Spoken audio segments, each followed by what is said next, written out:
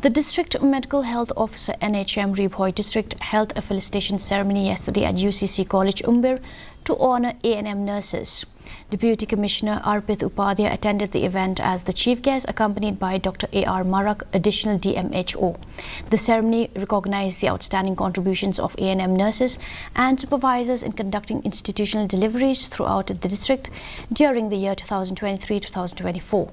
In his address, Upadhyay expressed his gratitude to the A&M nurses, ASHA workers and health staff for their dedicated service despite numerous challenges.